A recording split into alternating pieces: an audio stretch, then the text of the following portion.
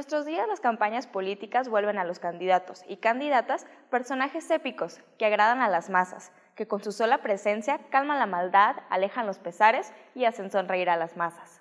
Los vemos caminar y derrochar carisma mientras miran a las cámaras, nos juran una y mil veces que todo va a cambiar, que todo va a estar bien, que con sus superpoderes van a transformar el país, que te lo firman y te lo cumplen.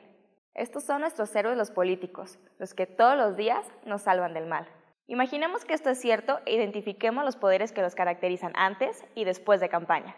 Iniciemos con Josefina Vázquez Mota. En sus apariciones en campaña la vimos gozar de una chispa y de un carisma que simpatizaba con menos de uno.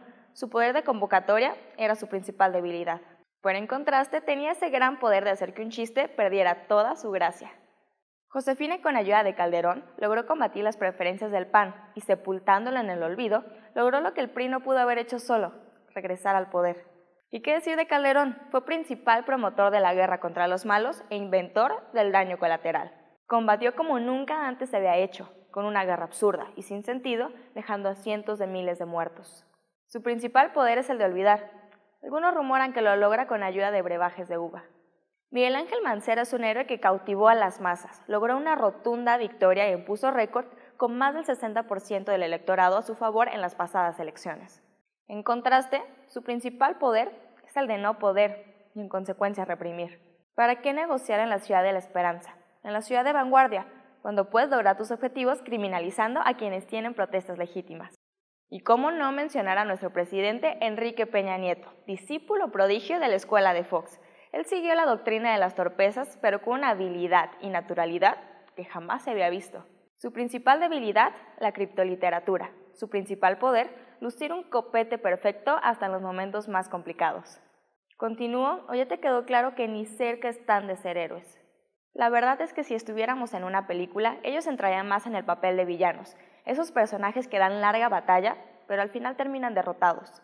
En México sí existen los héroes, pero no son los políticos, sino los ciudadanos, personas como tú y yo, personas que se han fijado metas y luchan y trabajan para alcanzarlas.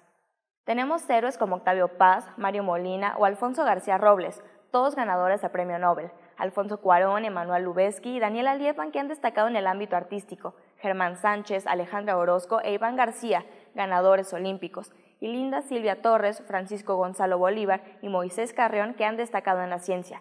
Ellos son solo algunos de tantos héroes nacionales.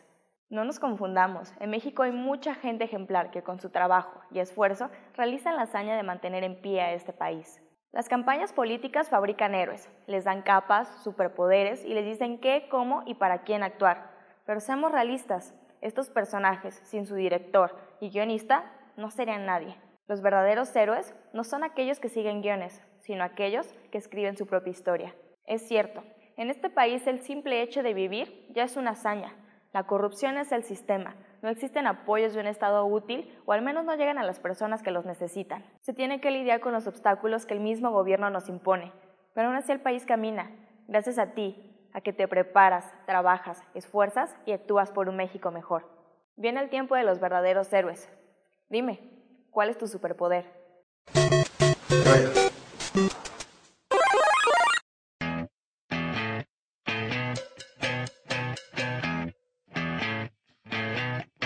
Se terminó, no puedo más. Lo que nos dicen los medios no es verdad. Creo que no ven que somos